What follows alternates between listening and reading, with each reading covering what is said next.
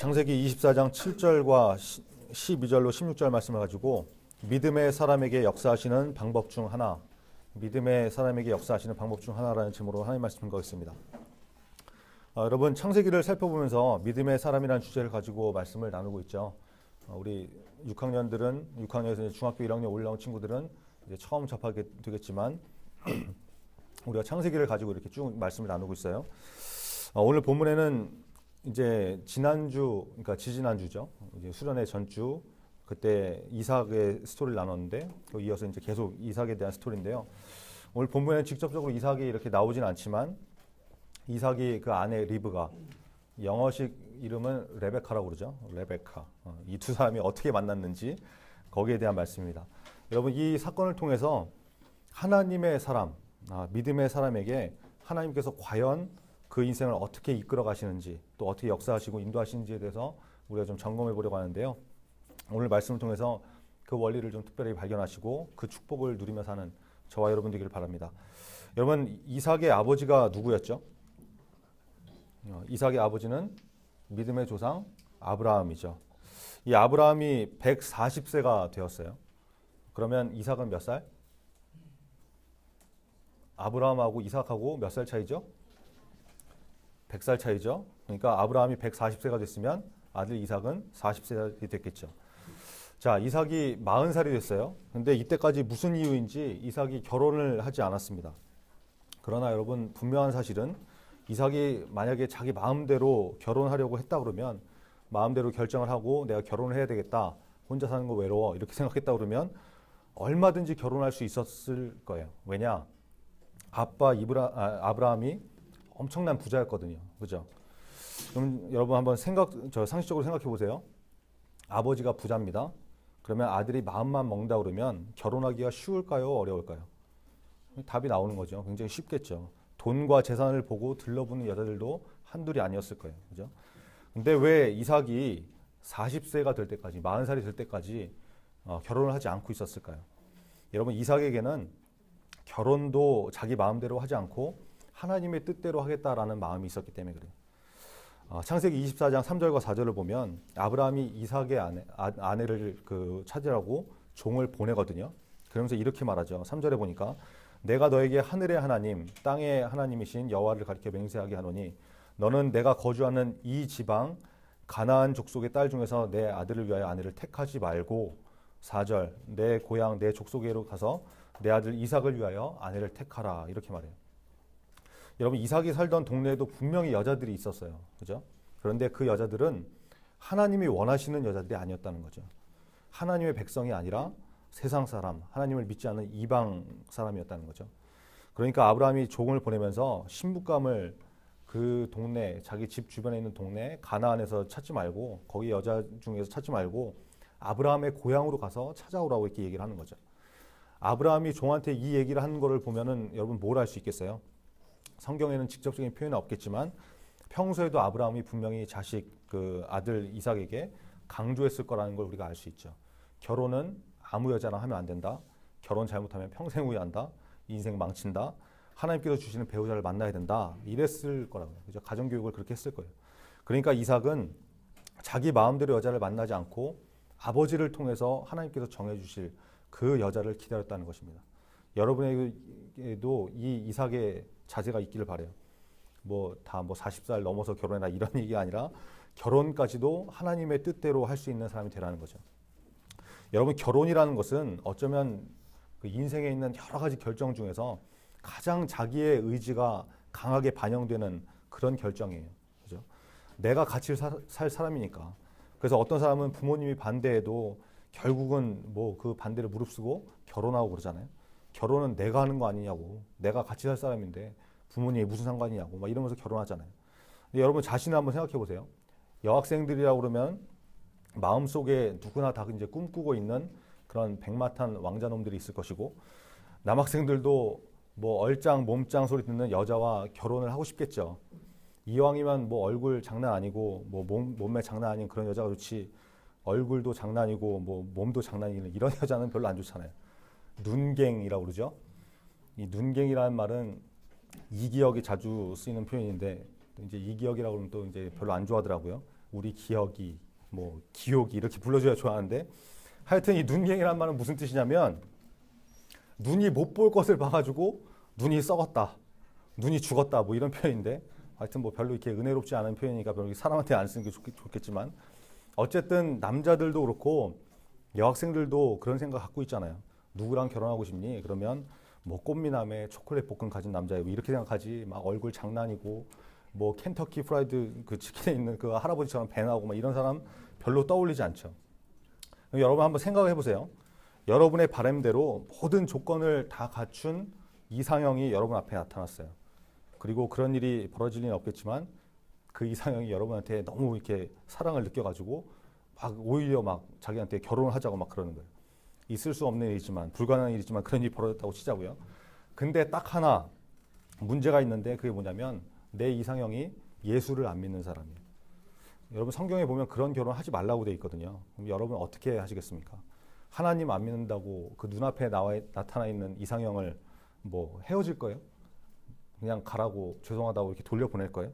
내가 지금까지 꿈꿔온 모든 조건을 다 갖추고 있는 그런 사람인데 그런 이상형인데 기도해 보니까 그 사람이 아니래. 예수 안 믿는데. 그렇다고 여러분 헤어질 거냐고요? 물어보나 마나 뭐 다 이러겠죠. 결혼하고 나서 전도하면 되지. 그게 무슨 상관이냐. 그런 거 따지면 결혼을 도대체 어떻게 하냐. 하라는 거냐 말라는 거냐. 여러분 아마 그렇게 얘기할 사람이 대부분일 거예요. 그래서 이제 자기 마음대로 마음 간 대로 다 결정하고 부모님 반대에도 무릅쓰고 다 이제 결혼을 하겠죠. 그리고 이제 몇 년 후에 이혼하겠죠. 뭐 성격이 안 맞네, 뭐가 안 맞네 이러면서 헤어지고 뭐 위자료 청구 소송하고 막 이렇게 될 거예요. 여러분 이게 자기 소견에 옳은 대로 사는 것이죠, 그렇죠? 자기 생각대로, 자기 마음대로. 여러분 이삭은 결혼도 철저하게 하나님의 뜻을 구한 사람이었어요. 그러니까 오늘 본문에 나오는 리브가라는 축복의 여인을 만나게 되는 것이죠. 여러분 리브가가 어떤 여자인지 아세요? 16절에 나오죠. 그 소녀는 보기에 심히 아리답고 지금까지 남자가 가까이 하지 아니한 처녀더라. 심히 아름답다고 그랬죠. 여러분 성경이 아름답다고 그러면 이건 진짜 예쁜 거예요. 뭐 여자들 가운데 그런 사람들 있죠. 뭐 이제 수백 장 셀카 찍어가지고 그 중에 한두 장 이렇게 잘 나오면 그거 인터넷에 올려가지고 난 너무 예뻐요, 난 너무 매력 있어 이런 공주병, 자뻑녀 뭐 이런 사람들이 있는데 여러분 리브가는 이런 수준이 아니었어요.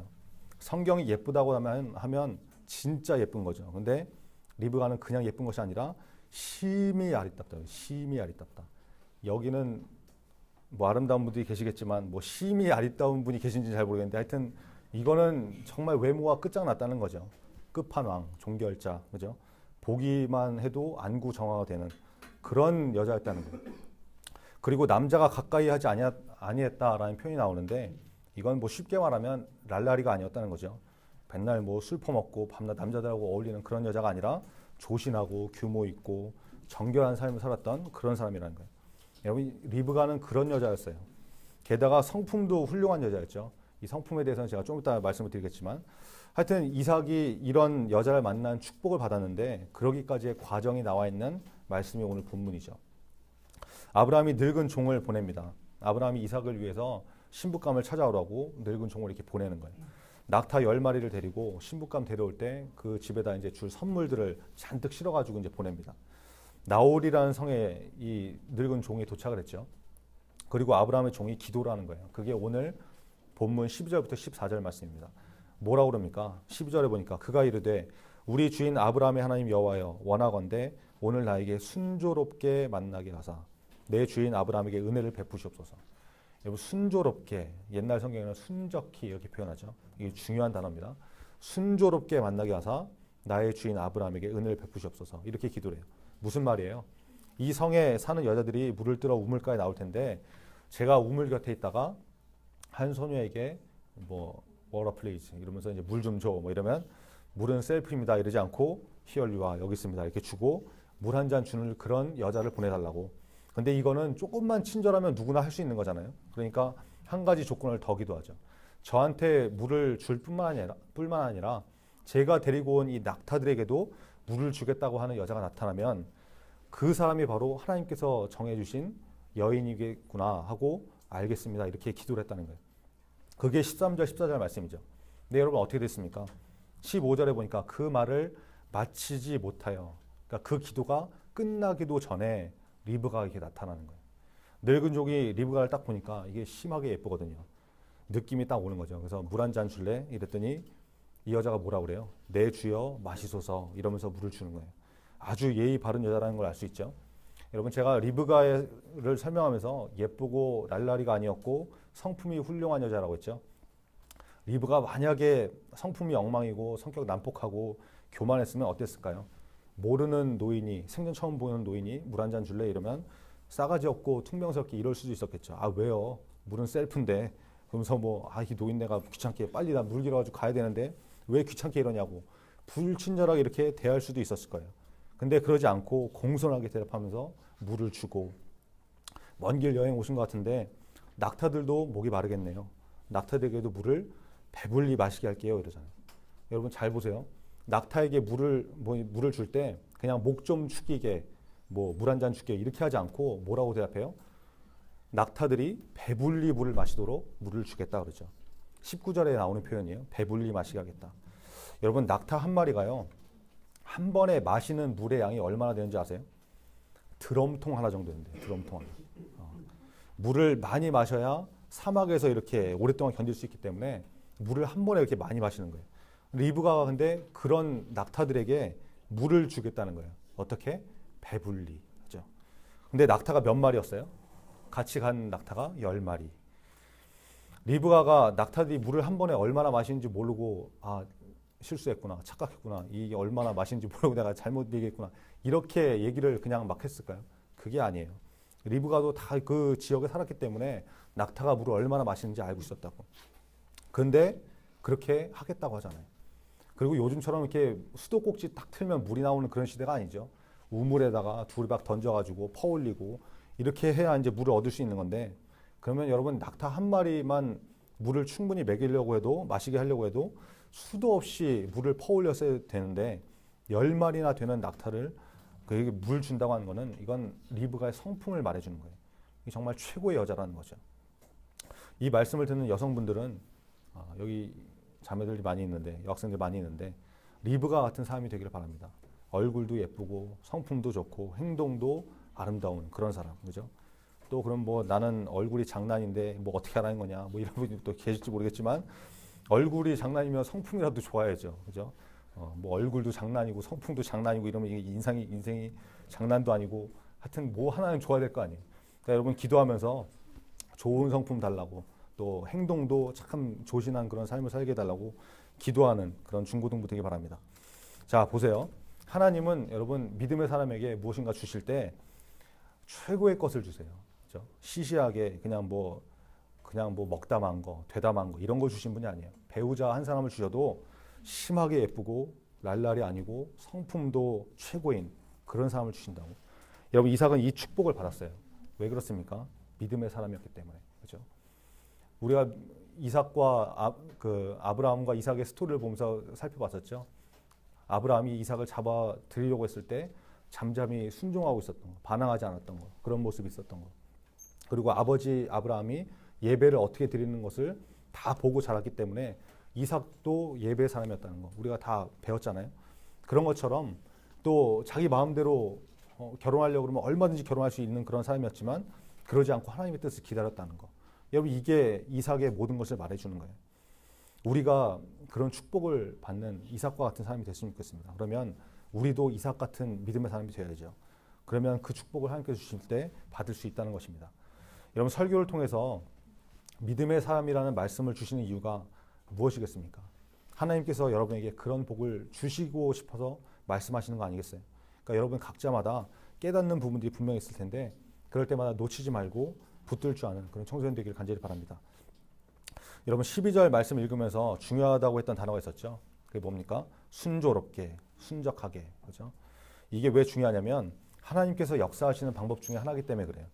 우리가 인생을 살다 보면 어떻게 해야 될지 고민되는 그런 때가 있죠. 결정을 해야 될 때, 인생이 좌우될 만한 그런 선택을 해야 될 때, 장래희망이라든지 학교를 선택한다든지 나중에 직업을 선택한다든지 여러 가지 선택의 기로가 있을 거예요.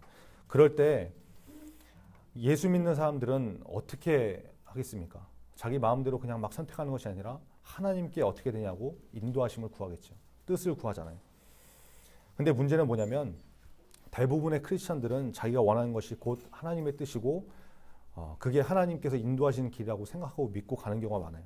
그래서 결국은 자기 마음대로 선택하는 것이면서 이게 하나님의 뜻이야, 이렇게 착각하는 경우가 많다는 거죠. 여러분, 예수님이 십자가 지시기 전에 겟세마네 동산에서 기도를 하세요. 마가복음 14장 36절에 보니까 이르시되 아빠 아버지여, 아버지께는 모든 것이 가능하오니 이 잔을 내게서 옮기시옵소서. 여러분, 예수님의 마음은 무엇이었습니까? 예수님은 100% 하나님이시고 100% 인간이신 분이셨기 때문에 육체의 고통을 그대로 다 느끼실 수 있는 분이에요. 십자가에 달린다는 것이 얼마나 고통스럽고 수치스러운 일인지 잘 아시는 분이셨어요. 그러니까 제 애들한테 그렇게 말씀하시죠. 내 마음이 심히 고민해서 죽게 됐다. 야, 진짜 죽을 것 같다. 십자가 질 거 생각하니까 너무 힘들다. 이렇게 말씀하실 정도였잖아요. 기도하면서도 뭐라고 합니까? 하나님, 이 잔을 내게서 옮겨주세요.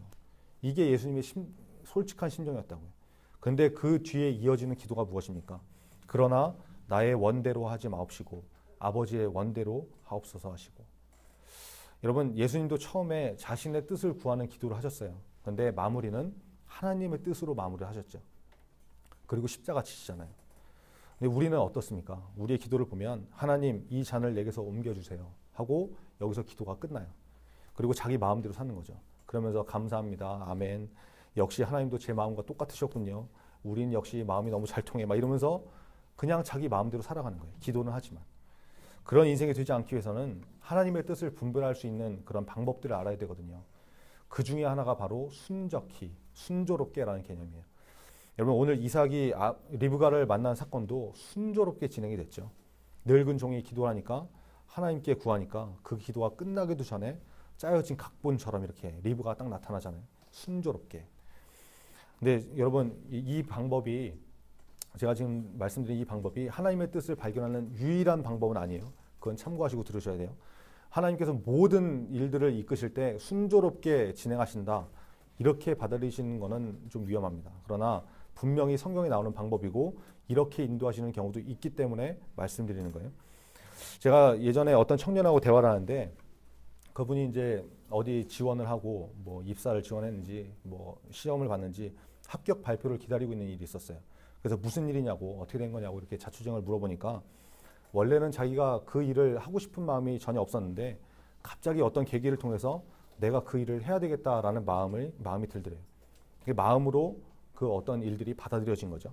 그래서 기도하고 결정하고, 근데 그게 자기 혼자만 결정해서 되는 게 아니고 부모님도 동의를 해주셔야 되는 문제이기 때문에 부모님께 허락을 구했더니 또 의외로 쉽게 허락을 해주시더라는 거예요. 상식적으로 이게 뭐 부모님이 충분히 반대하셔도 될 일인데 너무 순조롭게 이렇게 허락을 해주시더라는 거예요.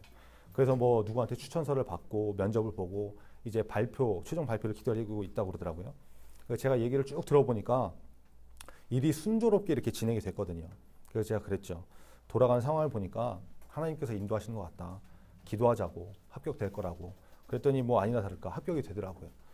여러분, 저도 제 인생을 보면 하나님께서 어떤 길로 인도하실 때 순적하게 이루시는 경우가, 순조롭게 이루시는 경우가 굉장히 많았거든요.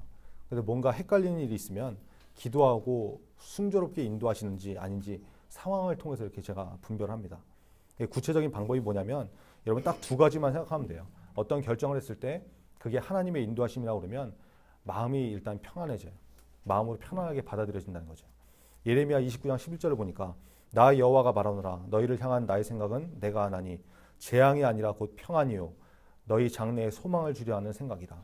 로마서 8장 6절에 보니까 육신의 생각은 사망이요 영의 생각은 생명과 평안이니라. 여러분, 하나님은 평안을 주시는 분이거든요. 근데 뭔가 결정을 했는데 계속해서 마음이 불안하고 뭐 불편하고 이렇다 그러면 그건 문제가 있는 것일 수 있다는 거예요. 하나님의 뜻과 방법이 아닐 수 있다는 거예요. 그러니까 마음이 평안해지는가 불안해지는가 분별하는 첫 번째 방법입니다. 그 두 번째, 톱니바퀴가 맞아 떨어지듯이 상황들이 착착착착 진행이 된다는 거예요. 오늘 본문 12절에 나왔던 것처럼 오늘 나에게 순조롭게 만나게 하사. 그죠? 그 기도를 했더니 리브가 기도 끝나기도 전에 이렇게 왔던 것처럼 또 21절에도 비슷한 표현이 나오죠. 그 사람이 그를 묵묵히 주목하여 여호와께서 과연 평탄한 길을 주신 여부를 알고자 하더니. 하나님께서 일하시면 여러분 평탄하게 길이 열려요. 그리고 뭔가 탁탁 막히고 걸리고 막 이러면 이건 점검해 봐야 된다는 거죠. 하나님께서 인도하시면 평탄한 길을 주시기 때문에 그래요. 저는 이 방법으로 하나님의 뜻이 맞는지 아닌지 분별할 때가 굉장히 많습니다. 여러분도 기도하고 분별하시면 하나님께서 인도하시는 것인지 아닌지 깨닫게 될 거예요. 항상 이렇게 인도하시는 것은 아니지만 분명히 이렇게 역사하시는 경우도 분명히 있기 때문에 잘 기억하시고 무슨 일을 하든지 간에 어떤 중요한 결정을 내리든지 간에 먼저 하나님의 뜻을 구할 줄 아는 그런 청소년들 다 되길 바랍니다. 말씀의 결론입니다. 여러분, 이삭은 자기 인생을 자기 마음대로 막 살지 않았습니다. 그래서 결혼이라는 문제까지도, 개인적인 문제까지도 하나님의 인도하심을 받았다는 거 여러분 기억하시기 바랍니다. 이게 바로 하나님 사람의 특징이죠.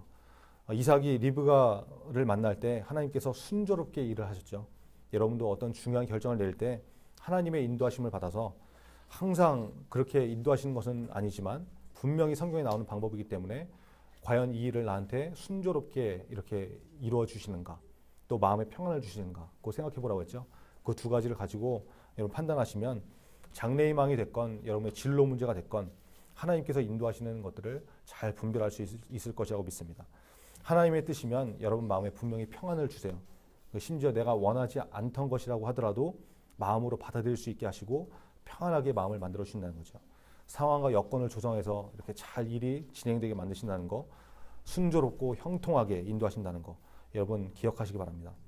그래서 매 순간 하나님의 인도하심을 받고 또 하나님의 도심을 구하고 그 인도하심을 받는 인생이 되셔서 하나님의 뜻대로 사는 저와 여러분 되기를 간절히 바랍니다.